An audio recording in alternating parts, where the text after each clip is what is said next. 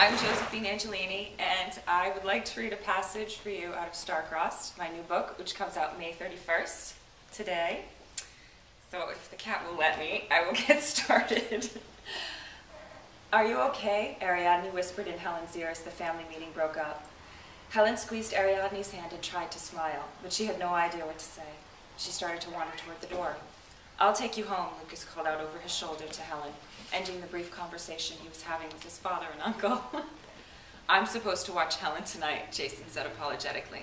And I have my bike, Helen said. She couldn't bear to be with him alone. I don't care, Lucas replied bluntly to them both. He stared down Jason for a moment, speaking volumes with his eyes, and then turned back to Hector. I need your truck, he said with barely controlled anger. Hector nodded, glancing over at she keeps licking me. Glancing over at Helen and back at Lucas with something approaching sympathy. Lucas grabbed Helen's hand and pulled her outside. He loaded her bicycle into the back of Hector's SUV, held Helen's door open for her while she got in, and drove off out of the garage without a word. Once off the Delos property, he pulled into one of the many scenic park and gawk spots and turned in his seat to face Helen.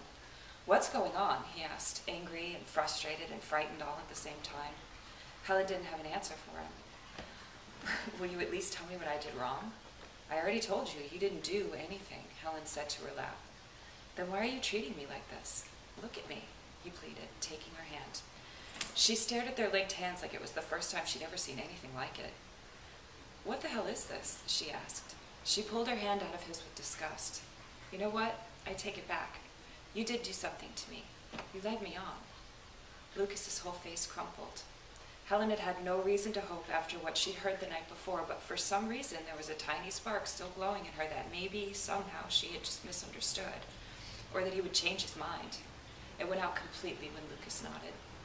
I led you on, he said, squeezing his eyes shut and clenching his fist so hard Helen thought for a moment he was going to rip the steering wheel off.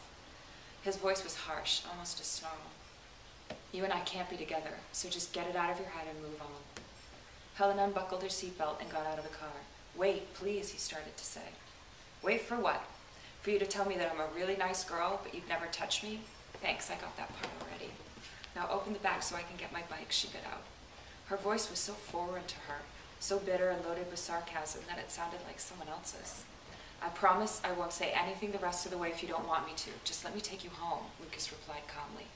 She hated that he was calm. Open the damn door or I'll rip it off, Helen yelled back. She knew she was making a fool of herself, throwing a tantrum in the middle of the road like this, but she couldn't stop.